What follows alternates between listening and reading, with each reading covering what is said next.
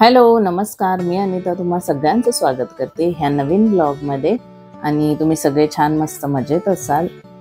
तर मग आजचा ब्लॉग मी सकाळी सकाळी चालू केला. वातावरण बघून तुम्हाला कळलंच असेल की खूप जास्त ढग आले होते.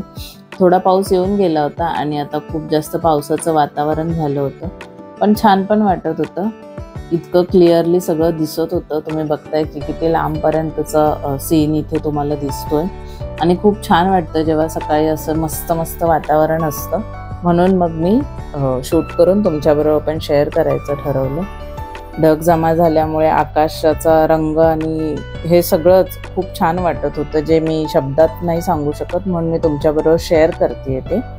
अशा मस्त वातावरणात सकाळची सुरुवात झाली आणि मग मी माझी सकाळची सगळी कामं आवरून निघाले ऑफिसला. कारण ऑफिसला तर जावंच लागणार होतं, पण क्लायमेट छान असल्यामुळे कंटाळा नव्हता आला, उलट फ्रेश वाटत होतं. पाऊस येणार होता हे कन्फर्म. ऑफिसमध्ये पोहोचल्यानंतर मस्त ब्लॅक कॉफी घेतली. सध्या थोडंसं डाएट व्यवस्थित फॉलो करायचं चालू आहे. बघू कितपत जमतंय, कारण आपल्या बिझी आणि धावत्या पळत्या आयुष्यामध्ये जेवढं जमेल तेवढंच करायचं, जास्त स्ट्रेस नाही घ्यायचा. मस्त कॉफीने सुरुवात केली. नंतर आज बर्थडे निमित्त कोणाचा तरी बर्थडे होता, त्यामुळे त्यांनी मस्त अशा किटकॅट वाटल्या होत्या. मी खाल्ली नाही, पण मला ती बघून पण आनंद झाला होता.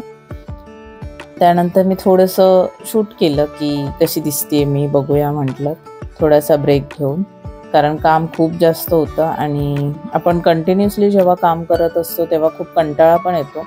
मग अधूनमधून थोडासा छोटा छोटा ब्रेक घेतला पाहिजे, ज्याच्यामुळे आपल्याला स्ट्रेस फ्री वाटतं. अशी मस्त सगळी कामं आवरली आणि बाहेर मुसळधार पाऊस चालू झाला होता. निघालो आम्ही घरी जाण्यासाठी. घरी जाताना मात्र एवढी धमाल आली, खूप जास्त मुसळधार पाऊस पडत होता, धो धो. बॅगेमध्ये लॅपटॉप असल्यामुळे आम्हाला भिजता तर नव्हतं येणार, पण आम्ही पुरेपूर काळजी घेतली होती, कारण लॅपटॉपला आतून प्लास्टिक वगैरे लावूनच निघतो आम्ही. पण पावसाची मजा पण घ्यायची होती आणि आम्ही तिघी मैत्रिणी एकत्र होतो, त्यामुळे आमची धमाल चालू होती. इथे तुम्हाला बघायला मिळतेच आहे. पुढे मी तुम्हाला व्हॉइस ओव्हर न करता पण दाखवते आम्ही किती मजा केली. अरे पीछे पीछे बोलो मुझे.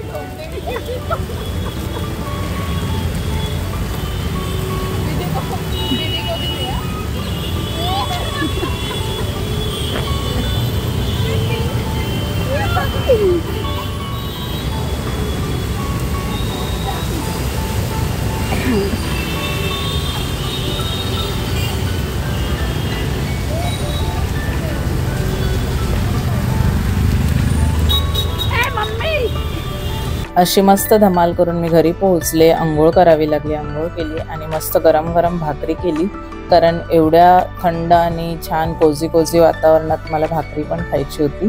म्हणून मग छान अशी भाकरी करून घेतली.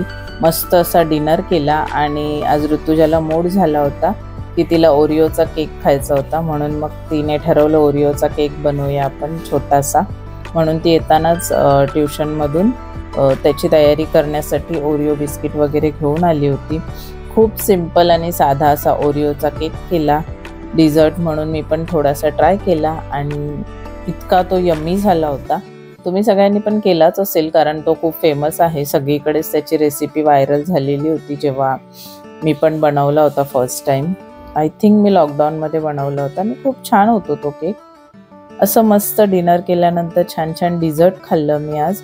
तुमच्याबरोबर पण रेसिपी शेअर करूयात म्हटलं, म्हणून मग मी दाखवते. ओरिओ सगळे बिस्किट छान क्रश करायचे, त्याच्यामध्ये थोडंसं दूध ॲड करायचं. लिक्विड चॉकलेट असेल तर ते, किंवा अदरवाईज तुमच्याकडे चॉकलेट काय बोलतात कॅडबरी असेल तर तीही तुम्ही त्याच्यामध्ये ॲड करू शकता. सगळं छान मस्त असं स्मूथ पेटून घ्यायचं. जर जास्त म्हणजे व्यवस्थित गोड आवडत असेल तुम्हाला तर थोडीशी साखर ॲड करायची, अदरवाईज तुम्हाला कमी गोड आवडत असेल तर साखरेची गरज नाही. असा मस्त फ्लफी केक तयार होतो. 5 ते 7 मिनटं ओव्हनमध्ये बेक करायचा, ओव्हनमध्ये ठेवायचा आणि त्याच्यानंतर वरून असं मस्त लिक्विड चॉकलेट ॲड केल्यानंतर तो खूप यम्मी लागतो. असा खूप छान टेस्टी केक खाऊन आजच्या दिवसाची मी पूर्णपणे समाप्ती केली आणि मग संध्याकाळी आराम केला. असा मस्त पावसाचा आणि यम्मी खाल्लेल्या दिवसाची आठवण म्हणून मी तुमच्याबरोबर शेअर केला.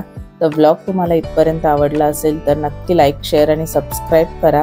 सबस्क्राईब करायला अजिबात विसरू नका. भेटूयात आपण सगळे नेक्स्ट व्लॉगमध्ये. तोपर्यंत तुम्ही सगळे काळजी घ्या आणि मस्त मान्सून एन्जॉय करा. बाय.